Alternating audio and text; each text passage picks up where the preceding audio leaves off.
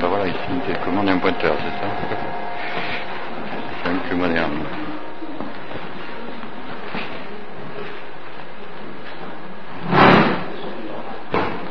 Laser. D'accord. Ouais, ok. Bien, donc bonjour.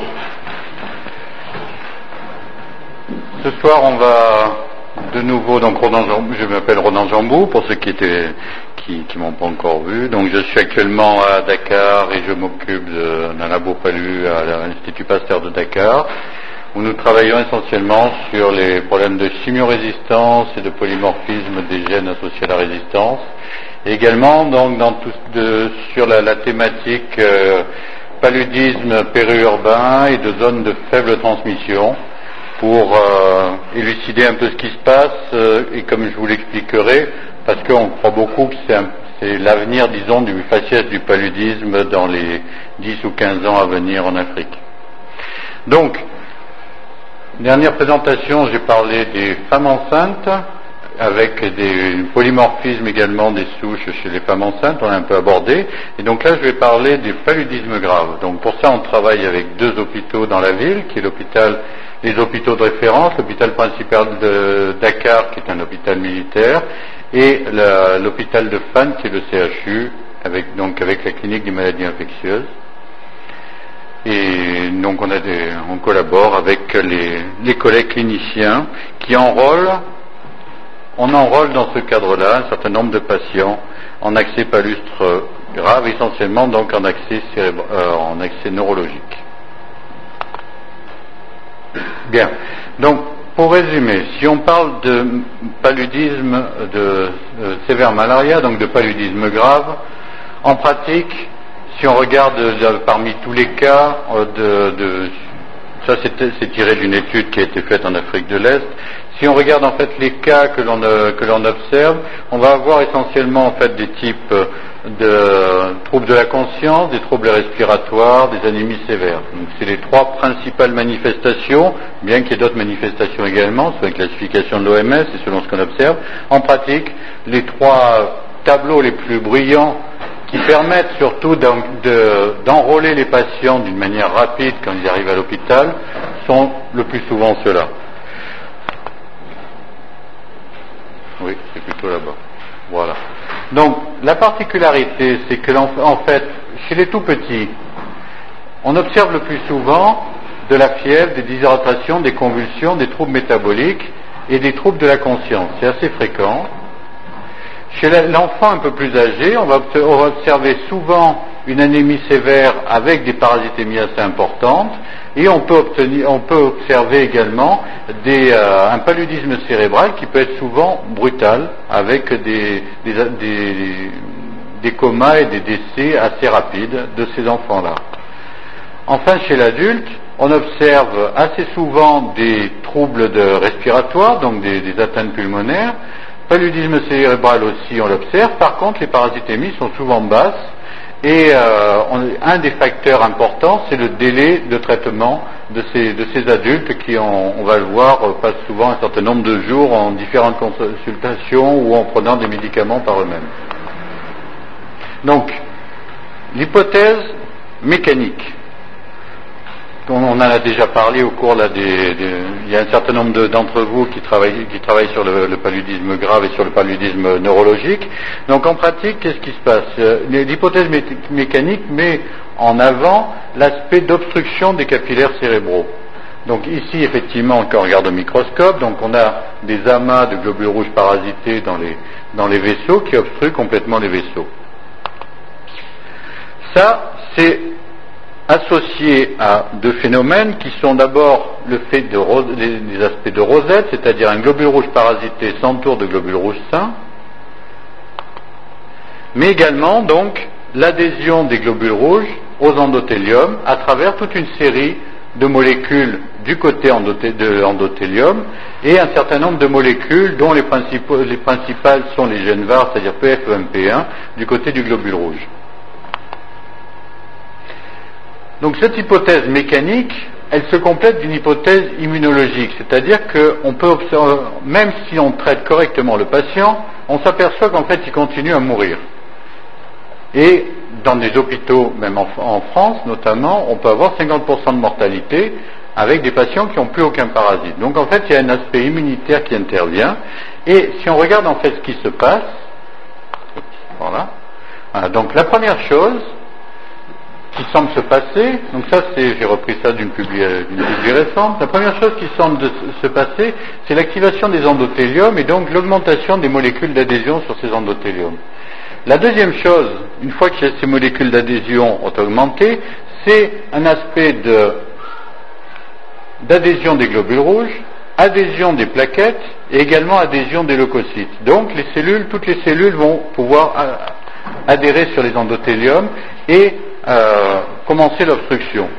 Cette adhésion, elle s'associe après, notamment par le relargage d'un certain nombre de cytokines et de médiateurs des leucocytes, par une ouverture des jonctions entre les cellules endothéliales, donc avec un passage de liquide, et ensuite on peut aller jusqu'à la nécrose de l'apoptose de ces cellules endothéliales et des ouvertures et des hémorragies. Donc ces hémorragies, tout ça en fait aboutit à 3 types d'altérations: le blocage des capillaires, une réaction inflammatoire due ici au passage de globules rouges et globules rouges parasités dans les tissus, qui vont activer tout ce qui est macrophages, tout ce qui est cellules du tissu interstitiel, donc à travers les hémorragies, et enfin des troubles métaboliques, notamment l'acidose, dus à des modifications ici du fonctionnement cellulaire, que ce soit des parasites, des autres cellules, et également un peu dû au blocage des capillaires. Dans le contexte urbain, quels sont les facteurs qui peuvent intervenir pour déclencher tout ça?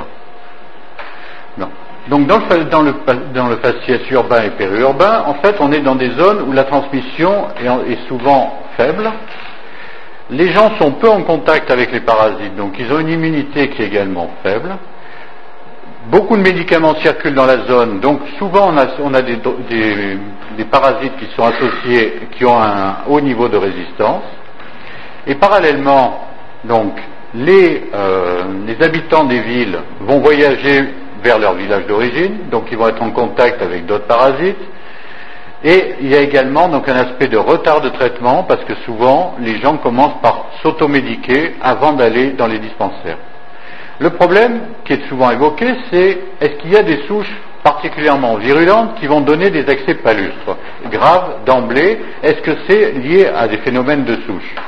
Donc c'est un peu sur ça qu'on a voulu travailler dans ce volet-là de l'étude, puisqu'il y en a d'autres qui sont en train de se finaliser, et en se posant la question de savoir qu'est-ce qui est le plus important. Est-ce qu'il y a des différences d'isolat entre paludisme grave et paludisme simple? Alors pour ça, notre zone d'étude actuellement, voilà, ça c'est la presqu'île de Dakar, pour ceux qui connaissent, donc qui est tout au bout du Sénégal ici. Comme je le disais, si on voit à peu près ce cercle qui va jusqu'à Thiès, dans cette zone, on a à peu près un tiers de la population du Sénégal. Et rien que dans la presqu'île ici, on a à peu près 3 millions d'habitants. Le vecteur principal dans cette zone-là, c'est arabiensis, qui est plutôt exophage, qui est un peu endophage, mais qui est surtout exophage. Et tout ce qui est, en fait, si vous voyez, là, ce sont des zones d'habitation, mais en même temps, vous voyez en bleu, c'est peut-être difficile à voir de loin, ce sont des zones de résurgence d'eau. C'est-à-dire qu'en fait, en périphérie, ici, vous avez les nappes phréatiques du Sénégal, le Sénégal étant en fait pratiquement, il y a de l'eau partout au Sénégal, avec 2 nappes phréatiques à une dizaine de mètres et à peu près à 100 mètres, 80-100 mètres de profondeur. Or, sur la presqu'île de Dakar, qui est un volcan, ça c'est l'ancien volcan ici, c'est le cratère du volcan, les nappes phréatiques viennent buter et remontent, et donc il y a une résurgence d'eau, et d'eau de bonne qualité, c'est de l'eau de nappe phréatique, et donc en fait ici, vous avez des zones où la transmission est tout à fait possible, et même intramuros dans la ville, ici, vous avez également des résurgences d'eau. Donc ici, même dans la ville, vous avez du paludisme qui peut se transmettre. Et actuellement, compte tenu de l'extension de l'agglomération, des prix des loyers, les populations sont en train de migrer de plus en plus dans cette zone-là pour s'installer et construire des petites maisons dans des petits villages qui sont en train de devenir progressivement des petites villes. Donc en fait, on a la population de la ville qui est en train de se déplacer vers la zone où il y a du paludisme en périphérie. Donc c'est pour ça qu'on travaille en fait dans ce contexte-là, sachant que, donc, comme vous le savez, on estime à peu près en 2030, la moitié de la population d'Afrique sera urbaine et non plus rurale, alors qu'au niveau de la population mondiale, 2007, on est au croisement des courbes, puisque en 2007, la moitié de la population mondiale sera urbaine. Donc, quelques exemples de ce qui se passe en fait, avec des données issues d'un dispensaire, d'un gros dispensaire de la ville avec lequel nous travaillons. 4 mois de recrutement, 22 500 consultations. Entre 4 et 500 consultations par jour dans le dispensaire, avec, pour chaque fois que le tableau n'est pas identifié en termes pour chaque tableau de fièvre qui n'est pas clairement identifié comme une pneumopathie ou autre, à ce moment-là, il y a réalisation et lecture de gouttes épaisses par un certain nombre de personnes dans un petit laboratoire. Donc, si on regarde simplement cette courbe, là, c'est la courbe des répartitions du nombre de consultations pour les différentes tranches d'âge, simplement pour montrer qu'il n'y a pas de biais évident de population adulte surreprésentée. Simplement, donc, au niveau des 15-49 ans, on a un peu plus de femmes, ce qui est sans doute lié à tout ce qui est consultation pour la grossesse.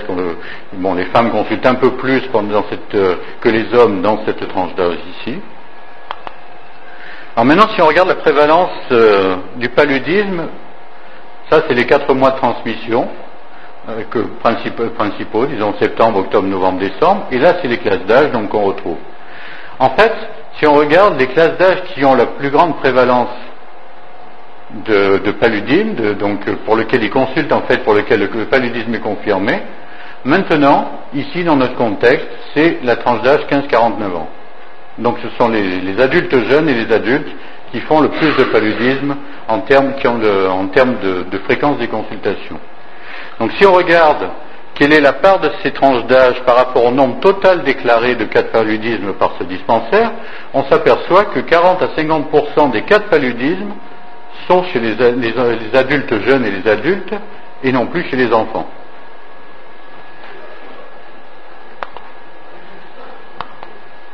Et si on regarde maintenant quelles sont les personnes qui sont référées pour paludisme grave, qui sont référées à l'hôpital, on s'aperçoit que ce sont essentiellement les 15-49 ans qui sont soumises au paludisme grave dans ces zones-là. Alors si on regarde maintenant à l'hôpital, qu'est-ce qui se passe? Donc au CHU avec lequel nous travaillons. En fait, là, le paludisme lui-même n'est pas la cause principale d'hospitalisation en maladies infectieuses, notamment en structure de réanimation. C'est à peu près 10% des hospitalisations, sachant que les grands pourvoyeurs actuels d'hospitalisation sont les complications liées au HIV et depuis plusieurs années les cas de choléra. Au point de vue répartition temporelle, donc tout à l'heure je vous ai montré au cours de la saison de transmission dans les dispensaires. Maintenant ici c'est à l'hôpital. Qu'est-ce qui se passe? C'est à peu près pareil, c'est-à-dire qu'on a un recrutement des cas. Donc on a des cas qui sont recrutés un peu toute l'année, donc qui viennent sans doute d'autres horizons que la zone de Dakar même, puisqu'il y a dans le sud du pays, il peut y avoir il y a de la transmission pratiquement toute l'année en Casamance. Et par contre, donc le maximum de cas de paludisme recrutés à l'hôpital, c'est pendant la saison de transmission, et ça déborde un peu sur janvier.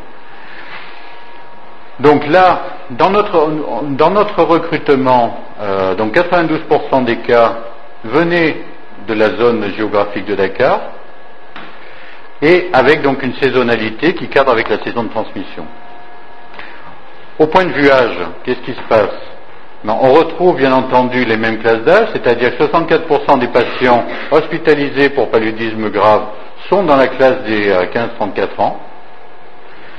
Il y a un peu plus d'hommes qui sont hospitalisés, et on va voir qu'il y a peut-être des éléments pour expliquer ça. Le délai d'hospitalisation pour 68% des patients est supérieur à 2 jours. le délai avant l'hospitalisation, entre la déclaration des signes et le fait qu'il soit hospitalisé, c'est souvent donc plus de 2 jours. La durée d'hospitalisation moyenne est en général de 5 jours, avec une mortalité à peu près de 26%. L'étude qu'on a réalisée, donc les critères d'enrôlement, c'était troubles neurologiques plus fièvre, parce que ça c'est assez simple à cadrer au niveau de l'admission des patients. Troubles neurologiques plus fièvre, à ce moment-là, on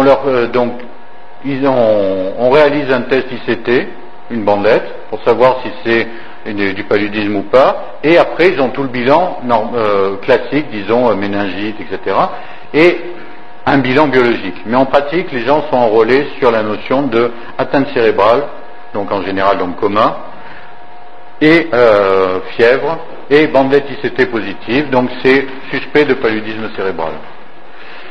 Parallèlement, on a enrôlé des patients donc dans les dispensaires. Alors simplement, oui, pour finir ici, donc tous les patients qui ont été enrôlés comme ça, qui avaient des parasites, mais qui ne correspondaient pas in fine aux critères OMS de paludisme grave en termes de parasitémie ou autre, à ce moment-là, c'est-à-dire qu'il n'y avait pas en fait une véritable atteinte cérébrale ou qui n'était pas en coma mais qui avait été classé coma alors qu'ils étaient. Donc tous ces gens-là, on les a mis dans une catégorie de paludisme non grave hospitalisé. Et en fait, vous verrez que ça a un sens également cette catégorie-là, curieusement. Donc, on a enrôlé au dispensaire des cas simples qui étaient appariés sur l'âge, le sexe et la zone d'habitation dans la ville avec ces cas-là.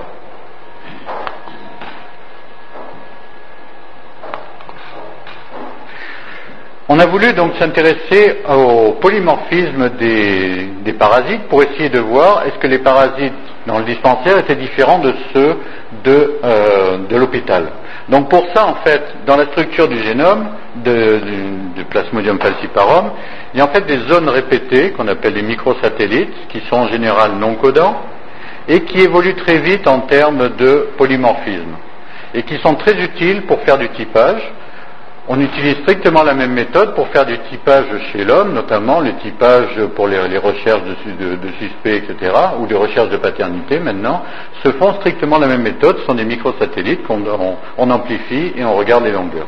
Donc pour cette étude, on a utilisé 9 microsatellites, qu'on a sélectionnés en fait après toute une étude sur ce qui était utilisable le plus facilement et le plus polymorphe dans notre zone géographique. Donc on est parti de 60 microsatellites pour en sélectionner 9 qui étaient bien polymorphes et qui nous donnaient des indications intéressantes. En même temps, on n'a pas pu faire des tests in vitro de chimiorésistance parce qu'on n'avait pas assez de sang ou parce que c'était un peu compliqué. Donc du coup, on s'est intéressé essentiellement aux mutations sur les gènes DHFR et PFCRT, l'exon 2. Les recrutements qu'on a eus en fait, donc à l'hôpital principal, donc 59 patients, au CHU 15 patients, et donc au niveau du centre de santé, on a recruté une centaine de patients, qui étaient donc appariés sur l'âge, le sexe avec les autres. Alors si on regarde maintenant les données cliniques et parasitologiques, la moyenne d'âge est à peu près la même, notamment avec les accès simples, c'est normal puisqu'on les a appariés sur l'âge. La différence entre les deux, paludisme cérébral et paludisme simple hospitalisé, là non, pas de différence non plus. Par contre, ce qui est intéressant, c'est que ceux qui ont une moyenne d'hémoglobine les plus basses, donc c'est effectivement plutôt les paludismes cérébral, mais c'est pas significatif par rapport au dispensaire. La parasitémie, par contre, elle aussi est beaucoup plus basse à l'hôpital que dans les dispensaires. Si on explore les patients qui ont eu un traitement, en fait, si on s'interroge sur les patients qui ont eu un traitement avant la consultation, que ce soit par la famille ou par l'interrogatoire direct, en fait, on s'aperçoit qu'il y a beaucoup plus de patients qui ont eu un traitement avant la consultation médicale pour ceux qui sont à l'hôpital par rapport à ceux qui sont en dispensaire. Ce qui explique sans doute cette différence de parasitémie. Il ne faut pas aller chercher peut-être des choses très compliquées de biologie du parasite. Ça suffit certainement à expliquer que là ils sont moins traités, là ils sont plus traités, donc ils ont moins de parasites émis, ils ont tué un certain nombre de parasites. Et par contre, ce qui est intéressant, c'est que effectivement, ceux qui ont été le plus traités avant la consultation ont effectivement des parasitémies les plus basses, en moyenne. Maintenant, si on regarde le délai entre l'apparition des premiers symptômes et le fait qu'ils soient en consultation médicale, soit au dispensaire, soit à l'hôpital. Bon, on s'aperçoit en fait que pratiquement 60% des patients ont eu une consultation dans les 4 jours après le début des symptômes pour ceux qui sont dans le dispensaire. Par contre, en fait, il y a à peine qu'un tiers qui sont dans la période des 4 jours. C'est-à-dire que les 2 tiers des patients hospitalisés ont traîné plus de 4 jours après le début de leurs signes. Donc l'effet de retard de traitement et de retard de prise en charge est assez évident sur ce type d'analyse très simple. Maintenant, si on regarde les mutations au niveau des gènes potentiellement associés avec la résistance, pour DHFR, on s'aperçoit en fait que donc au Sénégal pour l'instant on a trouvé que des triples mutants, on n'a pas trouvé d'autres. Donc les triples mutants, en fait, il y a un peu plus de mutations chez les sujets qui sont hospitalisés, en paludisme cérébral. On a un peu plus de souches mutées, un peu plus de souches sauvages au dispensaire. Bon, faut être réaliste, en automédication, en première intention, avant d'aller dans un dispensaire ou avant d'aller à l'hôpital, le Fansidar est quand même encore pas mal utilisé, notamment par les adultes, parce que c'est pratique, c'est en une seule prise. Donc c'est pas forcément étonnant qu'on ait un peu plus de mutations DHFR au niveau de l'hôpital. Pour PFCRT, en fait, là on n'a aucune différence en termes d'allèles mutés ou sauvages que l'on trouve dans le dispensaire et à l'hôpital. Alors maintenant, si on regarde le polymorphisme des souches, c'est par rapport aux microsatellites qu'on a étudiés. En fait, on s'aperçoit assez facilement que les souches des patients qui sont hospitalisés sont beaucoup plus multiples, c'est beaucoup plus complexe, c'est-à-dire qu'il va y avoir plus de population parasitaire chez le malade quand il est en fait en forme n'ayant nécessité une hospitalisation par rapport au dispensaire. Et en fait, ce qui est intéressant, c'est que même chez ceux qui ont une forme, entre guillemets, simple, mais qui ont nécessité l'hospitalisation, sachant que la notion de fatigue est quand même une notion très importante pour l'hospitalisation dans la zone du Sénégal, en fait, il y a également plus de population parasitaire chez ces sujets-là par rapport aux dispensaires. Et en termes de nombre, si on regarde même maintenant en termes de nombre de populations de parasites détectables par nos méthodes de microsatellites chez les patients qui soient à l'hôpital ou en dispensaire, là aussi le nombre de populations donc est plus important. Là c'était le pourcentage de sujets qui avaient des infections multiples, les buildings, et la petite ligne c'est le nombre de populations moyennes que l'on trouve chez les patients. Donc des souches qui sont plus polymorphes. Alors, est-ce que cela concerne tous les microsatellites? Je vous ai dit tout à l'heure qu'il y en a qui sont plus polymorphes que d'autres, et sans doute dans les régions, même au point de vue géographique, c'est pas forcément les mêmes qui vont être polymorphes. Dans notre zone géographique, il y a des microsatellites qui sont beaucoup plus polymorphes, et notamment plus polymorphes chez les sujets hospitalisés par rapport aux autres. En blanc, c'est les dispensaires, et ici, bleu et rouge, c'est les sujets hospitalisés. Donc on s'aperçoit effectivement que la différence qu'on a évoquée tout à l'heure en termes de multiplicité d'infections est surtout portée par 3 ou 4 microsatellites. Ces microsatellites sont répartis, on les a pris dans un peu tous les chromosomes, donc il n'y a pas de signification biologique évidente au polymorphisme de tel microsatellite par rapport à un autre. Il faut être clair, c'est simplement que là, pour dire que, attention, si on utilise un outil microsatellite, il vaut mieux en utiliser un certain nombre parce que vous n'êtes pas suffisant, avec 2, 3 microsatellites, vous n'êtes peut-être pas suffisamment performant pour détecter correctement les différences et les polymorphismes entre les populations de sujets. Si on regarde le nombre de populations, le nombre total d'allèles de microsatellites, c'est pareil. Donc en moyenne, on a à peu près, sur notre population étudiée, on a trouvé en moyenne pour tous les microsatellites environ 8 allèles, c'est-à-dire 8 formes différentes de microsatellites, donc de populations de parasites, et ça pour à peu près tous les microsatellites. Et c'est vrai, quelle que soit la forme clinique du sujet, il n'y a pas de différence évidente. Maintenant, si on regarde le nombre d'allèles qu'il faut pour décrire 50% des sujets qu'on a enrôlés ou 75% des sujets, là aussi, en fait, on s'aperçoit que tous les microsatellites sont plus polymorphes chez les sujets hospitalisés que chez les sujets en dispensaire, et en moyenne, il faut, disons que pour les sujets qui sont, il faut deux allèles pour décrire la moitié des sujets, et à peu près 3 pour décrire la moitié, les 75% des sujets à l'hôpital. C'est-à-dire qu'il y a quand même des groupes de souches, de types de microsatellites prédominants. C'est pas, j'ai 8 allèles, mais j'en ai véritablement une répartition aléatoire dans tous les sujets, etc. Non. Dans une population, vous avez pour décrire la moitié de votre population, en général, 2 allèles sont majoritaires au niveau de votre population de sujets, dans notre contexte géographique. Alors si on regarde microsatellite par microsatellite, là aussi, on trouve des allèles qui sont particulièrement prédominants, mais la signification biologique ou clinique de ça, pour moi, en fait, c'est plus une signification d'outil, parce que on ne peut pas affecter à un allèle une signification biologique pour l'instant. D'autant que on a essayé de regarder est-ce qu'il y avait des liens entre le polymorphisme, la multiplicité de l'infection, ou même un type d'allèle de microsatellite par rapport aux données cliniques que l'on avait, ou même par rapport à l'utilisation de moustiquaires, ou par rapport à l'utilisation de traitements.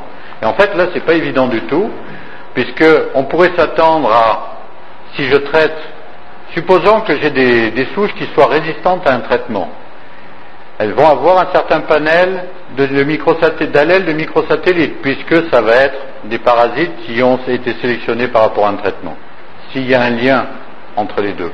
Si je traite mon patient avant, logiquement, je vais tuer les autres souches. Donc je vais diminuer le polymorphisme de mon échantillon de sang. Donc on a regardé ça. En fait, on n'a pas trouvé de corrélation entre le traitement et avant la consultation et le polymorphisme des souches, ni avec l'utilisation des moustiquaires, qui pourrait aussi amener une sélection de souches. On n'a pas non plus de corrélation avec l'âge ou avec la parasitémie. Alors la parasitémie, c'est important parce qu'on pourrait dire, bon, ben s'ils ont moins de parasites, si on a beaucoup de parasites, c'est normal qu'on ait beaucoup de polymorphisme, puisqu'on va avoir éventuellement beaucoup de parasites, de populations de parasites différentes. Ben, en fait, non, c'est pas ça. Il n'y a pas de lien entre le polymorphisme, la quantité de parasites et leur polymorphisme. Ça, c'est sans doute lié au fait, comme je vous l'ai dit tout à l'heure, que la parasitémie était sans doute plus basse chez les hospitalisés parce qu'ils avaient été traités. Donc vous voyez, c'est un facteur confondant dans la mesure où, comme on ne montre pas d'effet du traitement sur le polymorphisme, si je réduis la parasitémie, mais que mon traitement n'a pas joué sur le polymorphisme, à ce moment-là, je ne pourrais pas statistiquement mettre en évidence de lien entre la parasitémie et le polymorphisme, puisque le traitement joue comme facteur confondant statistique. Donc, il faudrait sans doute beaucoup plus de cas, c'est le projet qu'on est en train de développer actuellement, pour tenir compte du traitement et pour regarder si oui ou non il y a une relation entre la parasitémie et le polymorphisme. Par contre,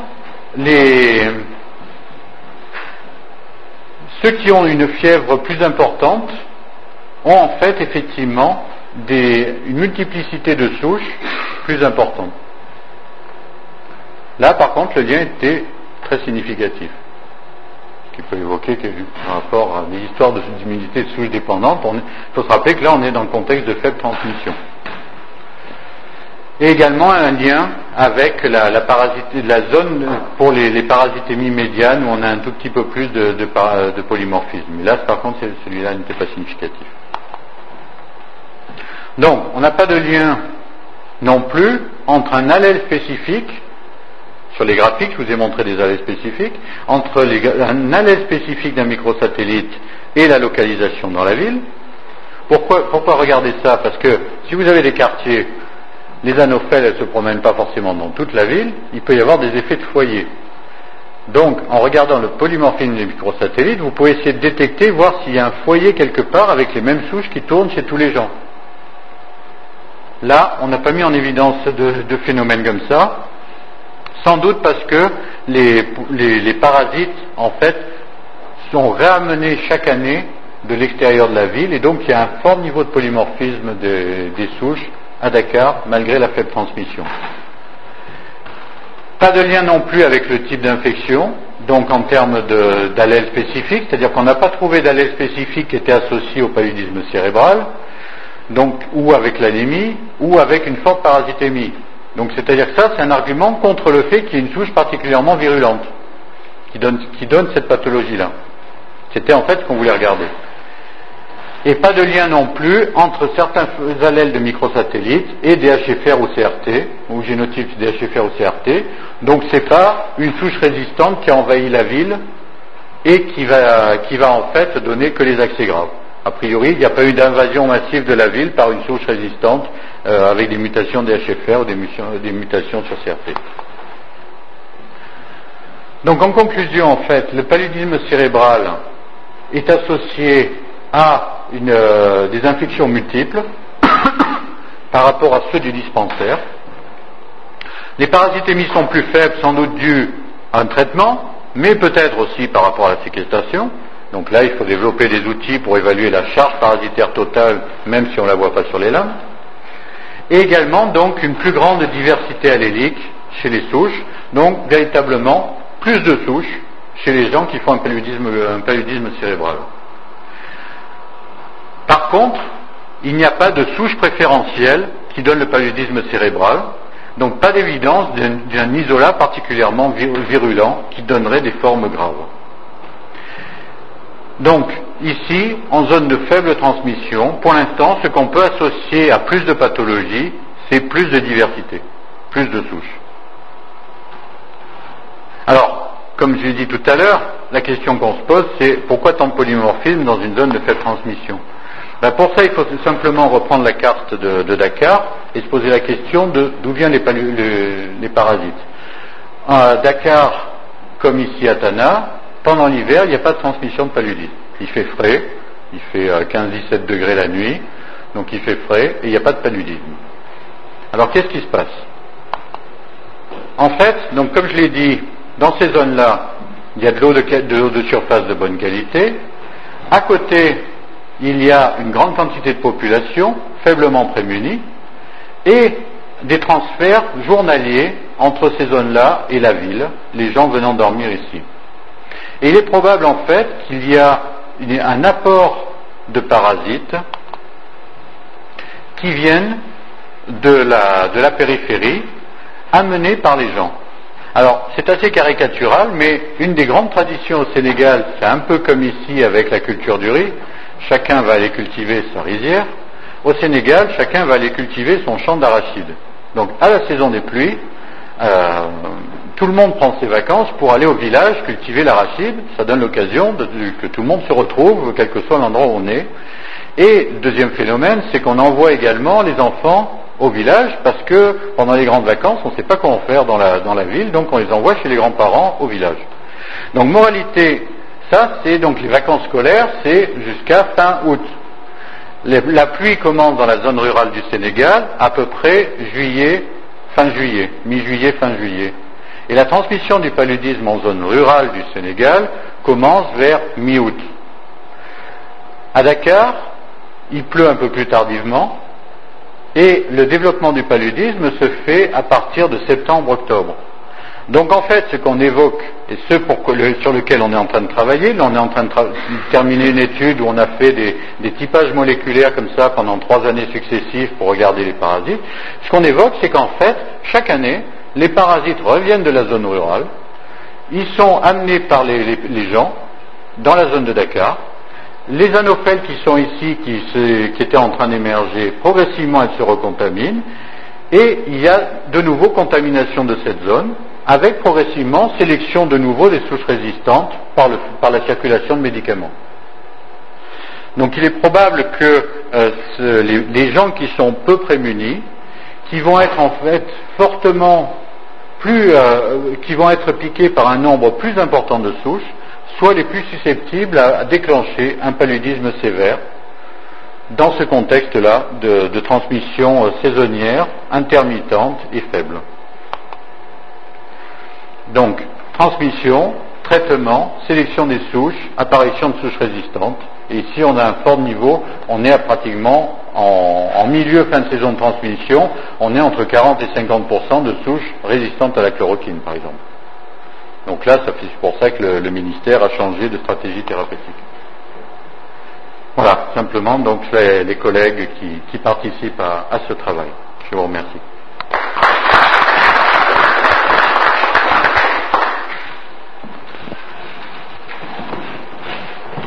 Amélie.